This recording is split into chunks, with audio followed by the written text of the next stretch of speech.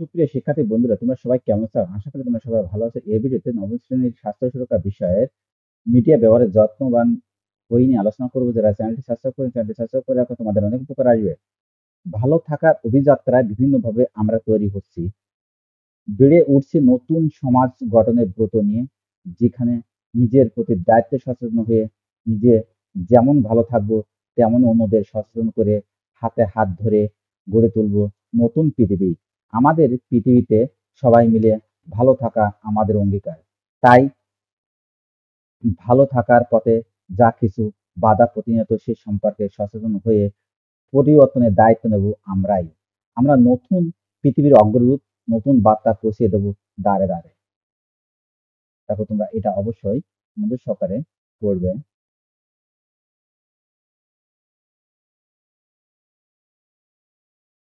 তোমরা এগুলো অবশ্যই মনোযোগ সহকারে পড়বে। দেখো, এখানে একটি ছক আছে, আমি এখন এই ছকটি নিয়ে আলোচনা করব। আমাদের জীবনে মিডিয়ার প্রভাব। দেখো, মূল মেসেজ, বিষয়বস্তু, ধরন, তারপর শারীরিক স্বাস্থ্য, মানসিক স্বাস্থ্য, পারস্পরিক সম্পর্কে ইতিবাচক প্রভাব। শারীরিক স্বাস্থ্য, মানসিক স্বাস্থ্য, পারস্পরিক সম্পর্কে নেতিবাচক প্রভাব।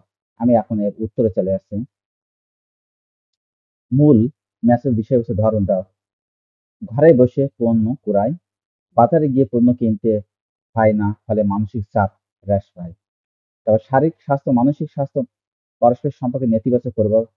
দেখে নেওয়ার সুযোগ থাকে না, ফলে অনেক সময় মানহীন পণ্য সরবরাহ করে, যা মানসিক চাপ সৃষ্টি করে। মিষ্টান্ন বিক্রি, বিভিন্ন স্বাস্থ্যকর খাবার বিক্রি হয় যা ভালো স্বাস্থ্যের জন্য ভালো। অস্বাস্থ্যকর খাবার বিক্রি হতে পারে যা শরীরের জন্য হুমকি স্বরূপ।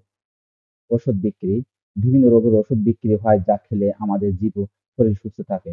নেতিবাচক প্রভাব দেখো, ডাক্তারের প্রেসক্রিপশন ব্যতীত ওষুধে অনেক সময় শরীরে দীর্ঘমেয়াদী কুপ্রভাব পড়তে পারে।